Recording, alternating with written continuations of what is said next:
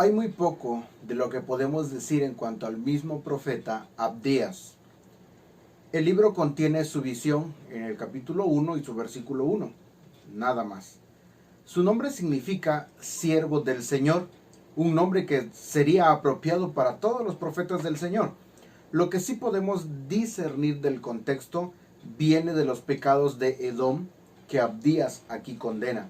El versículo 12 dice: pues no debiste tú haber estado mirando en el día de tu hermano y en el día de su infortunio, no debiste haberte alegrado de los hijos de Judá en el día en que se perdieron, ni debiste haberte jactado en el día de su angustia. Jerusalén fue atacada por Babilonia durante los años 605 a 586 a.C.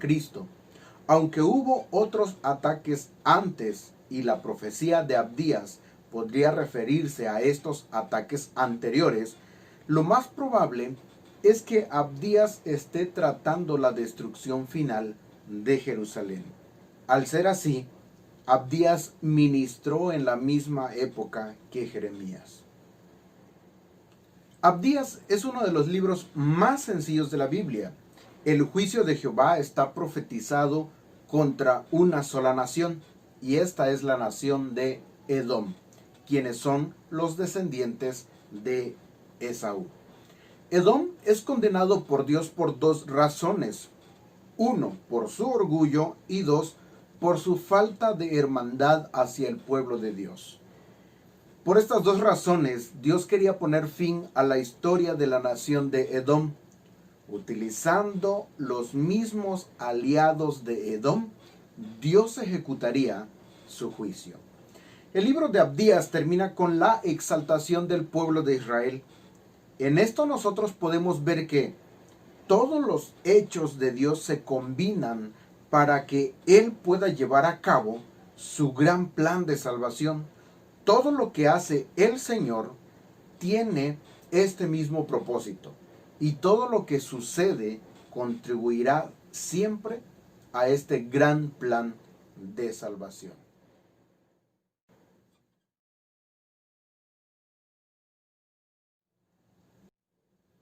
El segundo libro de Reyes, en su capítulo 14 y su versículo 25, nos informa que Jonás, hijo de Amitai, profetizó durante el reinado de Jeroboam II. Jonás era contemporáneo de Amós y Oseas, y su ministerio se realizó durante los años 800 a 750 a.C.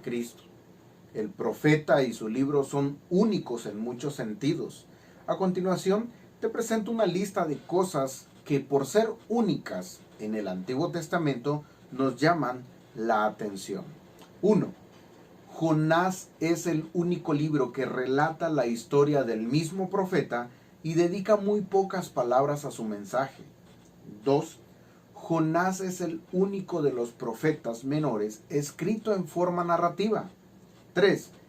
Jonás es único en que su ministerio estaba lleno de milagros de Dios, por mencionar la tempestad, el pez, la calma y la calabacera. 4. Jonás fue el único profeta para profetizar en el extranjero. 5. Jonás fue el único de los profetas menores mencionado por Jesús y el único carácter del Antiguo Testamento con que Jesús se compara. Y último, Jonás es único en su expresión del amor de Dios hacia el mundo gentil. Al ser enviado por Dios a Nínive, Jonás intentó huir de su presencia. Al ser agarrado por la tempestad y tragado por el pez, Jonás se convierte y va a Nínive. Pero la conversión no es completa. Hará la voluntad de Dios, pero no quiere que Dios tenga misericordia de Nínive. Puede ser que pensemos que Jonás era malo, pero la realidad es que Nínive era muy mala. Jonás tenía razón por no querer visitar a Nínive. El libro de Nahum nos da una pista en cuanto a los pensamientos de Jonás sobre Nínive. Este libro también dedicado completamente a Nínive, lo describe como un pueblo sin misericordia y sangriento.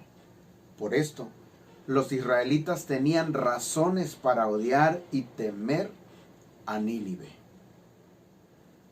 Podemos identificar algunos temas importantes en la historia de Jonás. 1. La soberanía y omnipresencia del Señor. A nosotros nos parece algo ridículo que un profeta de Dios tratara de huir de su presencia, pero realmente todo el mundo trata de hacerlo. Quizás no lo hagamos como Jonás huyendo de un país a otro, pero todos hemos tratado de huir de la voluntad de Dios. La historia de Jonás nos enseña gráficamente que esto es imposible.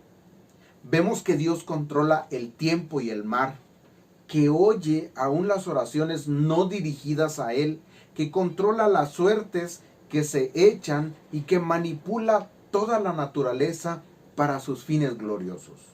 No cabe duda ninguna que Dios es soberano y que su reino sobrepasa todos los límites humanos y naturales. Por tanto que Jonás trató de escapar, cayó siempre en las manos de su Señor. El segundo tema que encontramos en Jonás es la misericordia de Dios, que no se limita a un pueblo chiquito. En la historia de Jonás nosotros vemos que Dios quiere salvar hasta el pueblo más vil y violento del mundo. Dios se preocupa por toda su creación, hasta el ganado mencionado en el último versículo de este libro. Tan pronto que una persona o un pueblo se siente escogido por sus propios méritos, Dios nos recuerda que la fuente de toda salvación es su amor. Esta fue la lección que Jonás tuvo que aprender, y seguramente una lección importante para nosotros también. El tercer tema en este libro es la actitud del cristiano. Jonás nos puede servir como base para una examinación y evaluación de nuestras actitudes con respecto a otros pueblos y otras razas. Sabemos que Dios los ama. ¿Y tú? ¿Amas a otros pueblos o razas diferentes a la tuya? La conclusión del libro de Jonás es feliz para el pueblo de Nínive. El pueblo reconoce su pecado y se arrepiente, pero Jonás sigue siendo duro. La gracia de Dios había servido a un pueblo grande y el pueblo respondió. Pero el libro termina con un Jonás resistente. Si la gracia de Dios puede perdonar gente tan mala, quizá Jonás no la quiere.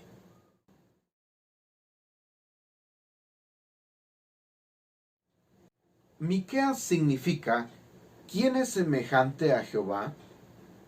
Miqueas profetizó entre los años 750 a 686 a.C. Era contemporáneo de Isaías, pero no se movía en los mismos círculos. Miqueas era más bien una persona de campo y de la gente común, y su profecía refleja esta realidad. La época en la que vivía era una de las más oscuras y violentas para el pueblo de Dios. El reino del sur vio el cumplimiento de las profecías contra el reino del norte y comenzó a sentir muchas amenazas en su propio alrededor. El reino de Judá ya tenía que pagar tributo a los asirios, y durante el reino de Ezequías, Judá perdió muchos de sus pueblos y aldeas. Sin embargo, Judá no quiso hacerle caso a los mensajeros de Dios. Dios, en su fidelidad y misericordia, envió a Miqueas para amonestar al pueblo y anunciar su justicia una vez más. Nuevamente encontramos en estos tres libros un mensaje de juicio sobre el pueblo de Israel por su pecado, pero también un mensaje de esperanza, un mensaje de amor de un Dios que es fiel a todas sus promesas.